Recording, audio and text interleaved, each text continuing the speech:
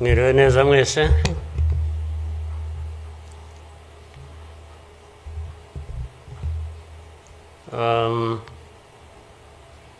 Ngira ngo biroroshye wenda kugira aho mpera.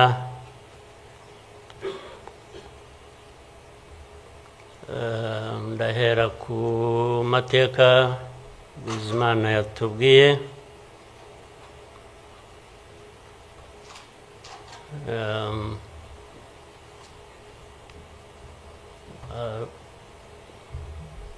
Arambuye afite ibimenyetso ashingiyeho, ariko ndagira ngo mbanze nshimire mwese abari hano mwaje kwifatanya n'igihugu n'Abanyarwanda, cyane cyane mwebwe abaturuka hanze mu bindi bihugu cyangwa abihagarariye hano mu gihugu cyacu.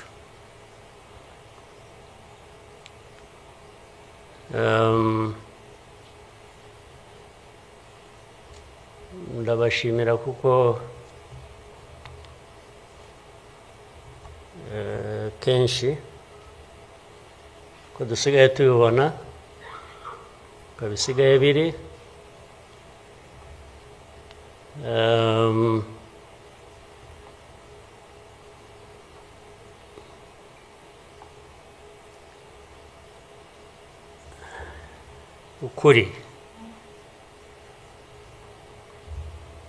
ukuri ntabwo kukigenderwaho.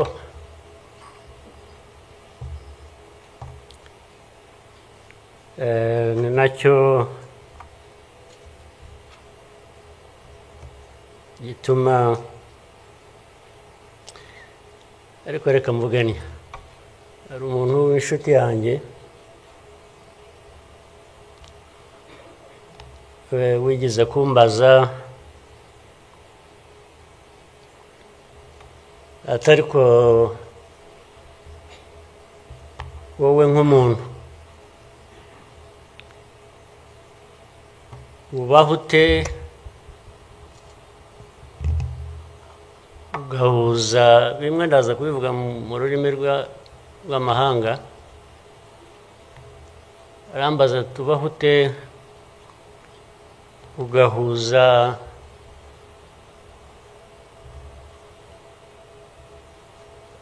the dark past and the cruel present.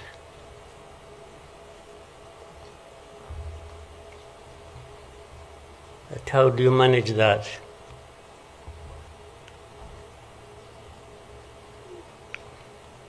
Ariko uko nabyumvaga ntabwo ari igihe yabazaga gusa, yabazaga u Rwanda. Uvuga ngo u Rwanda mubaho mute with a very dark past and a very cruel present.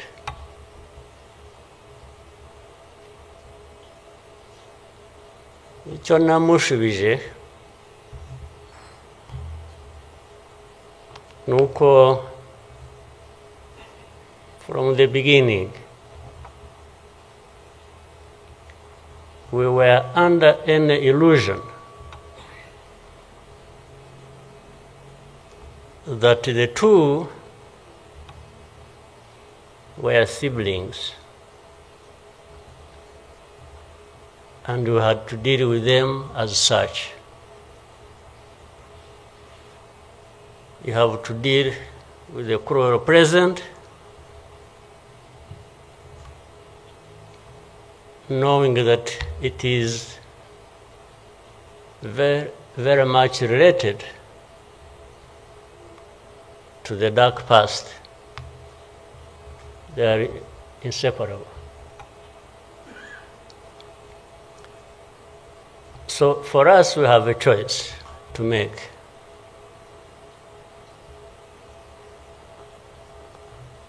You are either crushed in between and you stop existing, or you stand up and fight.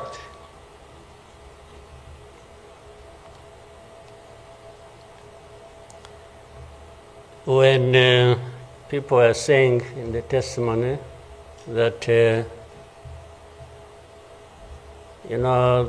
the hope they have and that what happened here 30-something years ago will never happen again.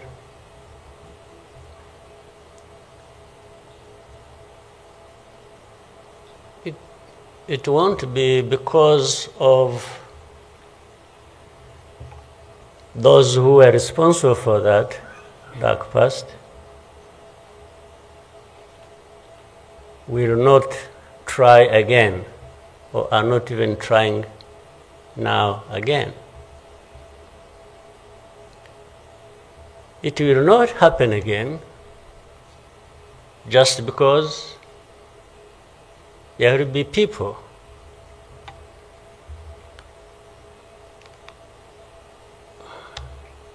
who will stand up and fight.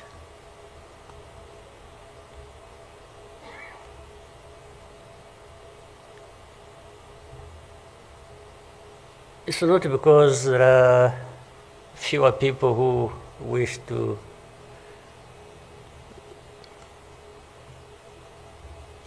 perish or who would have wished us all to disappear, this country to disappear.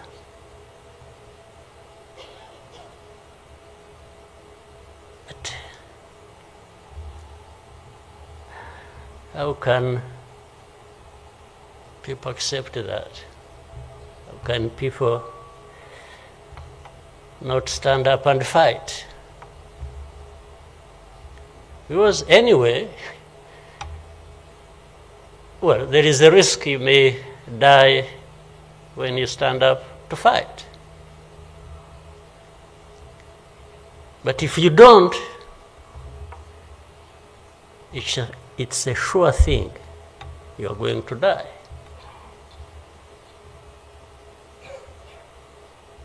So why don't I try the former? Why don't I try to stand up and fight with the chance that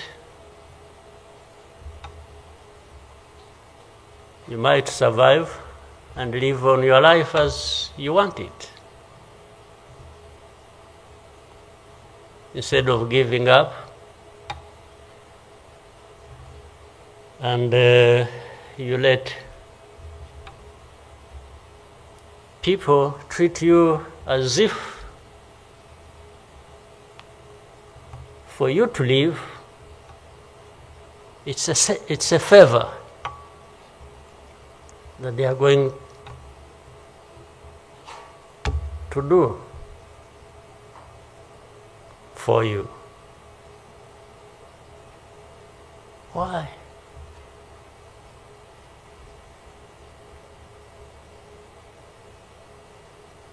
I've also had people come to me and warn me and say, President, you know you are too vocal, you say things that challenge these people who have the power in their hands, and they're going to kill you. Well, first of all, it means they are killers. But my answer to them is, you know what? If I were to be there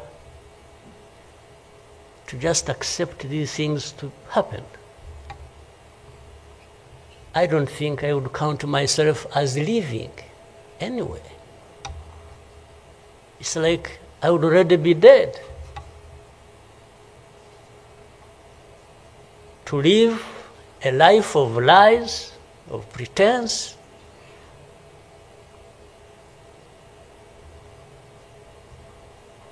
and all my life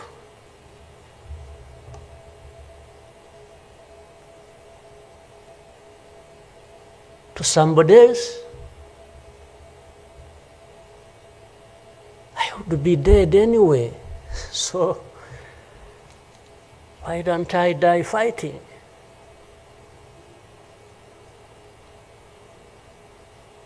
So you Rwandans, why don't you die fighting? Instead of dying anyway, just dying like flies. Why? But my message goes to other Africans who live like this on a daily basis, who are dehumanized. And they accept it and they beg. I can't beg to live. I can't beg anybody.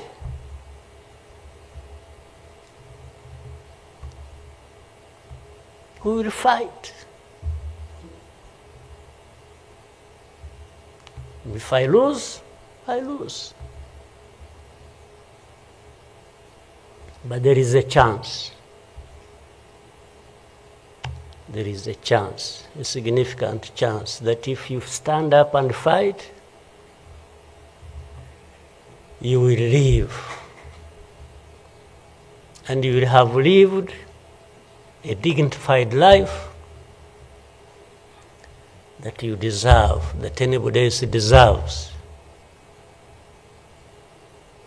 So these people who are there to the UN, they are there to these Western capitals, they are everywhere, they are just saying, Rwanda, this small country, this Rwanda. I mean, you see, when you are talking about Rwanda and ganging up together against Rwanda, you think it's some country that is, then when I remember the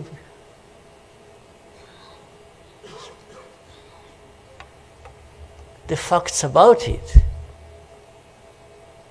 I just imagine the world has gone amok.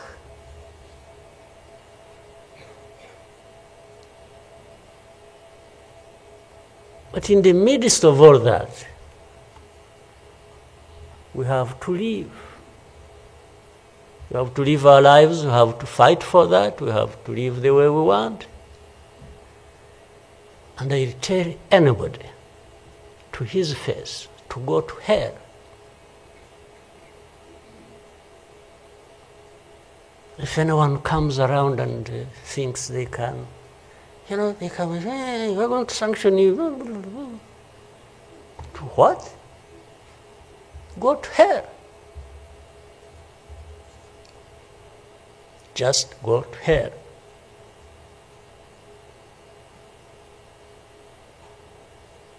You have your own issues to deal with. Go and deal with your own issues. Leave me to mine.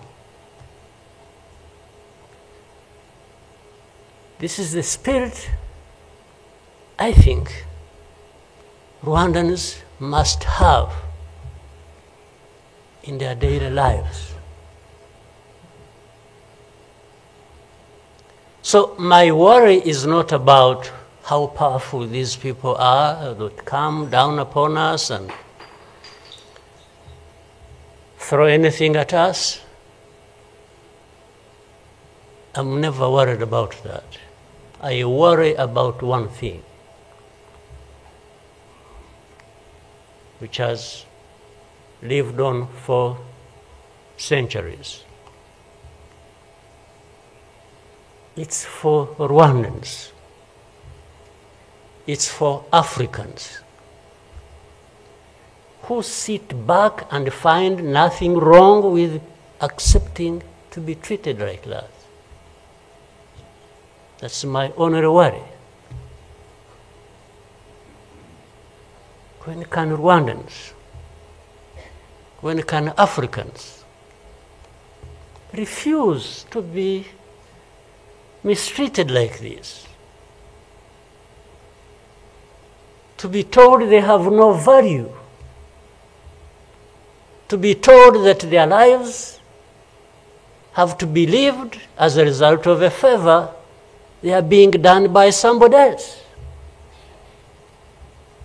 What a shame for people to accept that even for a moment. You must not accept it. You must get up and fight for yourself.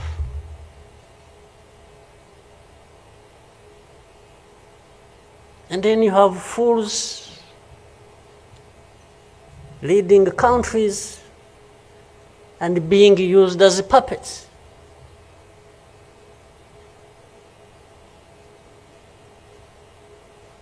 And they are stealing from their own resources, which they should be putting to the good use of their own people and develop them. They just put everything to their own use, find billionaires in a sea of poverty, millions of people going hungry, and their leaders, billionaires, money that has been stolen from the resources of these people,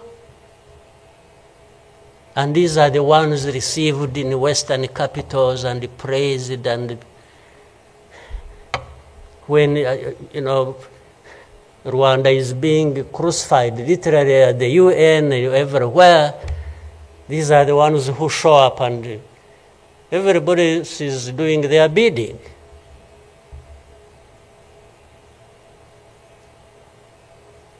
They don't talk. These ones don't even say a thing.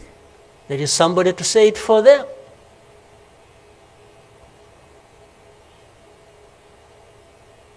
They don't say a thing. Even in meetings where solutions are being thought about and crafted and so on, they are absent because somebody else is there. They are addressed there. When their name comes up, they say, no. You see, I see it on a daily basis. Somebody has agents, orders them, pays them to go everywhere preaching hate speech, killing people in broad daylight, setting fire on these people, burning in broad daylight. And when it comes up for discussion, they say, no, it's not this one. No. You see some other people, we look for them. But the person keeps coming up. He says, no, I will take the war to Kigali, I remove the government, these Tutsis, we are tired of them, like we were tired of them 31 years ago. Here.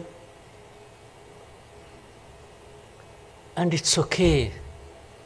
These wonderful people, these powerful people who tell us what to do and what not to do, they are okay with that. They are fine with that.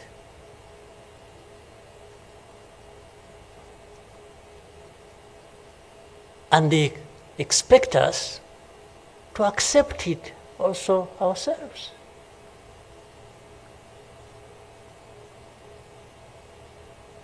In broad daylight.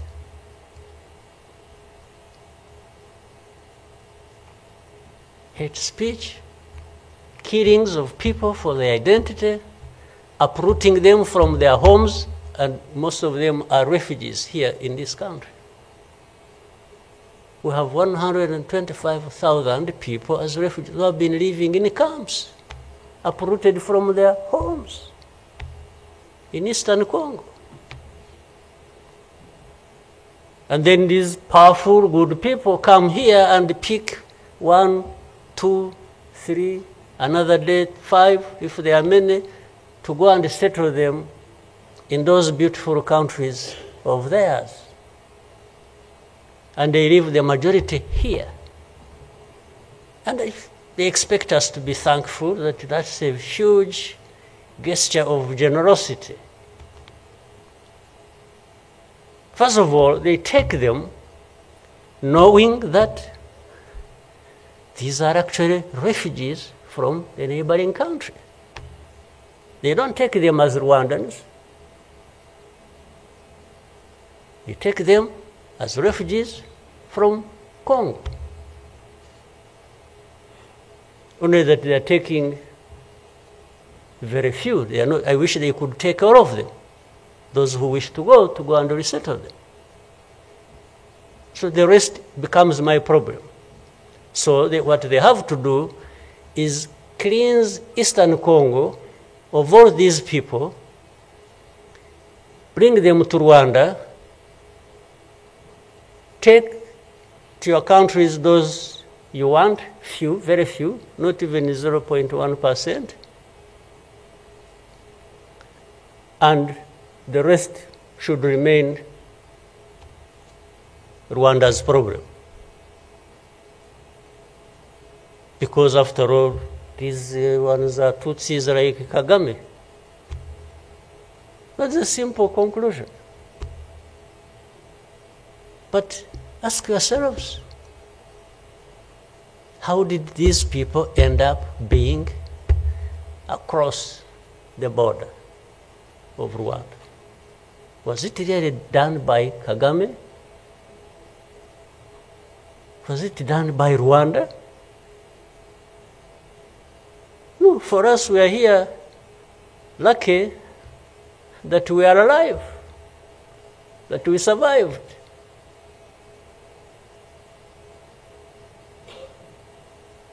So,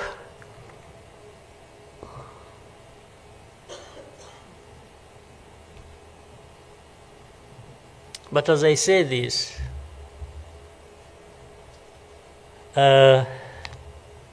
even for my sanity and the country's sanity, we have sometimes to just try to do things differently. Meaning, if you want to be helpful, if you want us to be partners, we are happy to play our part, and you can be sure you will find a reliable partner in us, irrespective of what we think about you.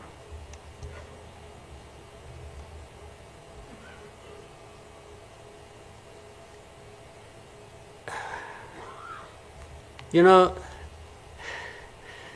this whole thing you see every day, you know, you have heard of groups, what is it? Group of experts. You have heard of that thing? These are people who go around, experts who are supposed to know better our situation than ourselves. Can you imagine? And the ones who lead those groups are the very people connected with this history I'm talking about, or that Bizimana was talking about. Can you imagine the cynicism?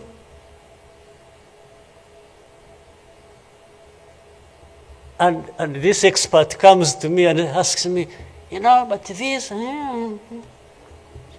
So the whole thing about genocide, this ideology that has killed millions of people, has been turned into a problem of minerals.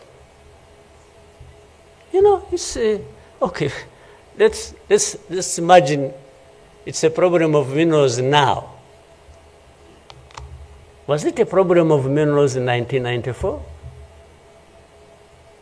Which minerals were we fighting for here? Just imagine. Which minerals?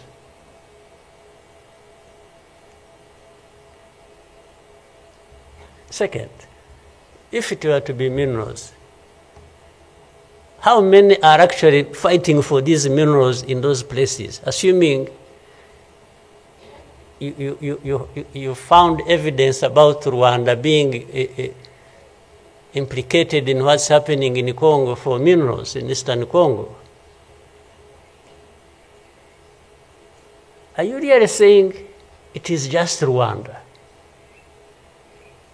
Why don't you be brave enough to say Rwanda is invading our territory we have created for ourselves and is encroaching on the minerals we are also encroaching on in Eastern Congo? Why don't you be brave enough to admit that? At least to say that.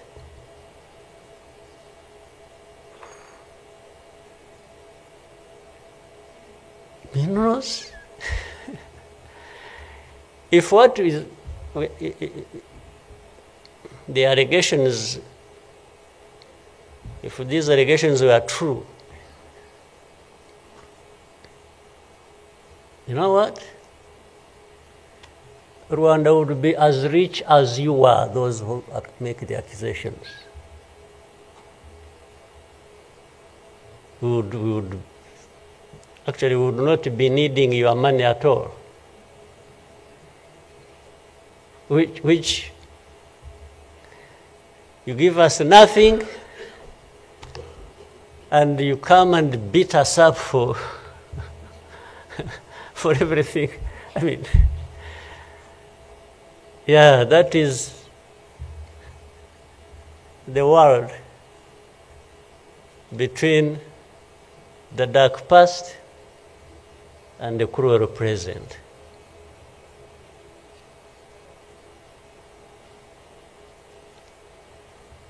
But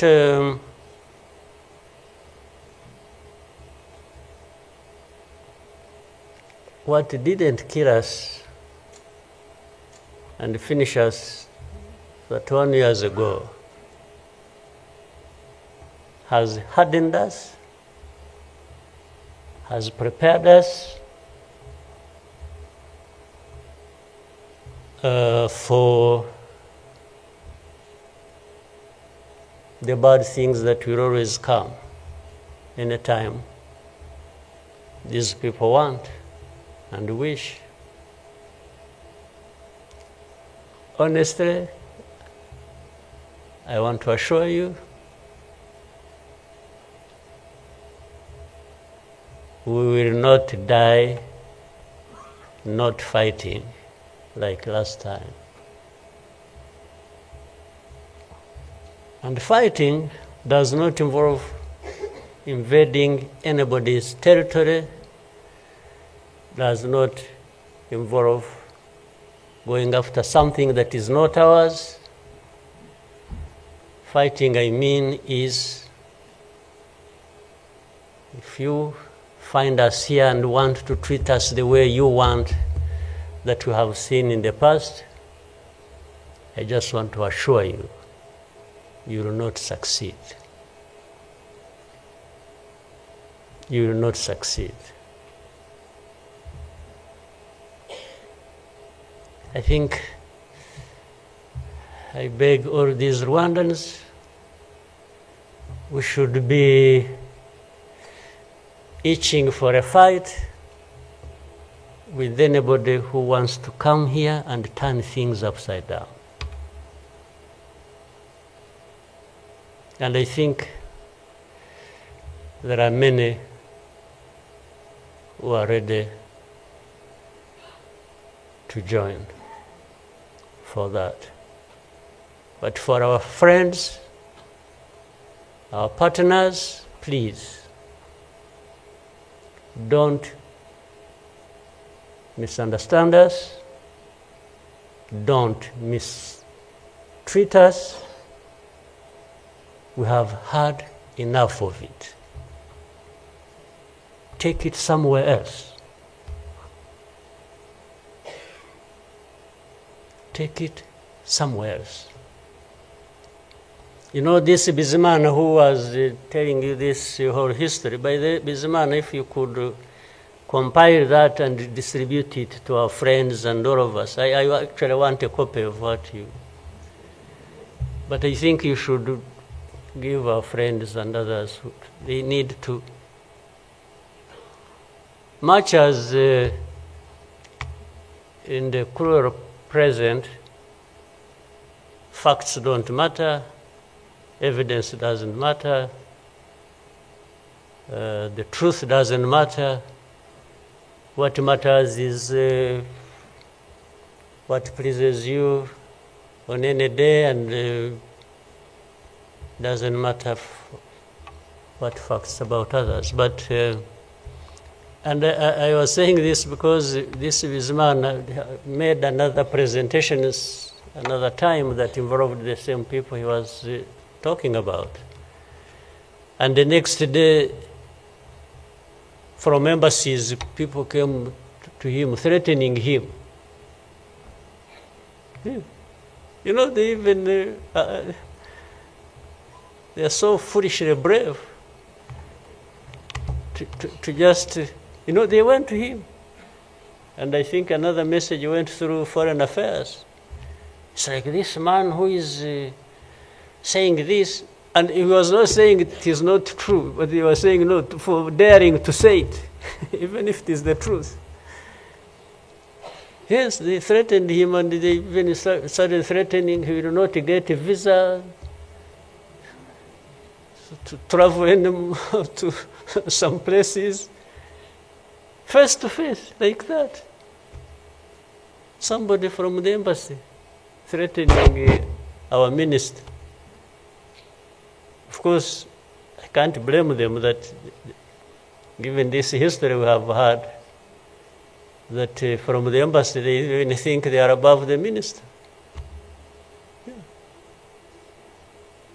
He just come and say, you dare say this. He wasn't saying, this is contrary to the truth or evidence we have. Why did you present lies? No. He was just saying, whether lies or truth, you shouldn't have said it. That is the cruel present we live in, but we must confront it. And we will. We shall. No question about it. I've also told people that anyway, for us we are in a sort of not bad position, because the worst has already happened to us. I don't think anything worse will happen, ever. So those who are scared, fearful of anything, I just want to console you in some way, if you may, that actually the worst has already passed. When we lost the people during that time, the young man was giving a testimony about. Do you think anything like that would ever happen again? I don't think so. So why would we be scared of anything? The worst. The hurricane came and we took cover and things, and it has passed. And we rebuilt. We rebuilt our strength of all kinds. I don't think there is any other hurricane that will come and sweep across the country, destroying everything. I don't think so. So And this day always reminds us of some of the things that I ignored and facts that remember the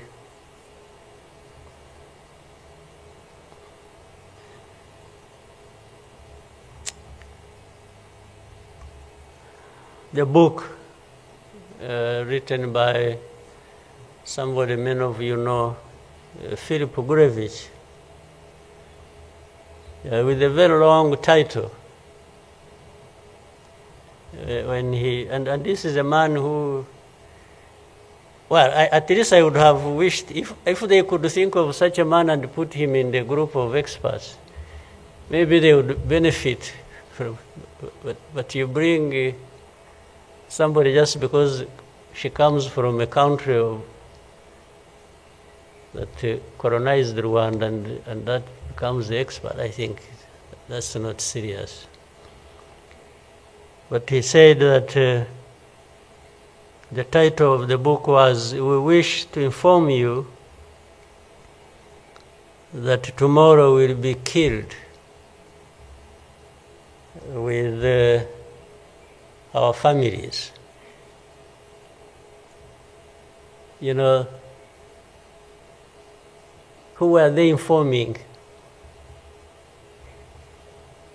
And who was going to stop that? And who was going to come to their rescue? Nobody. It just happened as they said it. People kept telling the world, "We want to inform you that tomorrow we are going to be killed with all our families." And who cared? And the families were killed indeed, including the family of the young man who was testifying here. Well, including our families, those of us standing here, who have been demonized every single day about our history. The history where there is a force that always has been attempting to turn victims into perpetrators. So these people who give testimonies and say what happened to them, they are actually now perpetrators. They are no longer victims. So the cynicism I was talking about of what happens in this world is that these very people who barely survived and who lost everything else and their families are now the victims, the perpetrators, no longer victims. That's what the world wants to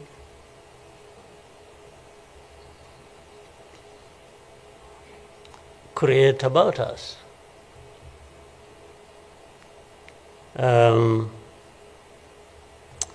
think I should, even for, again, the sake of our sanity, maybe we'll always, you know, during the war times, to keep my own balance, you know, there used to be battles taking place across the country, militias killing people, RPA soldiers fighting government forces. Sometimes in our movements, we would, one of the commanders would come to me and say, "President, you come and see what has happened here."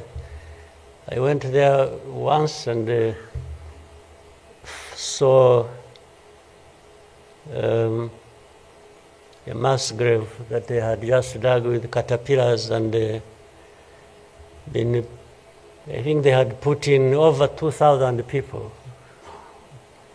And from that lot, we found 12 people are still breathing. And we got them out. I was told the other day of the 12, I think they lived for some time, and then now they are remaining 7 out of 12. I kept following the story. 7 are still alive. I think 5 died of... But from that moment, I told the commanders that they should never bring my attention to this kind of thing. They should just handle it, and we agreed how they would be handling it. But I should never, I don't even need to be informed or, and the reason was simple. And that, fortunately, such a moment of remembrance sort of takes you back into that. But the reason was I didn't want my judgment and my conduct of the war and the leadership I was supposed to be providing to be impaired in any way by the anger, by what you saw. So that's why I wanted to keep my own balance so that we go through so many things. But otherwise, if I kept seeing this,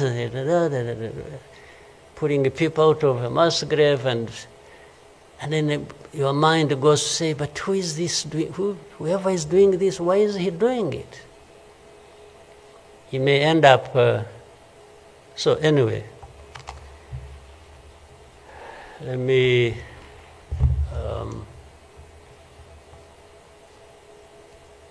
end here. There will always be another day, another year to commemorate our lost people. But for Rwandans, I beg you,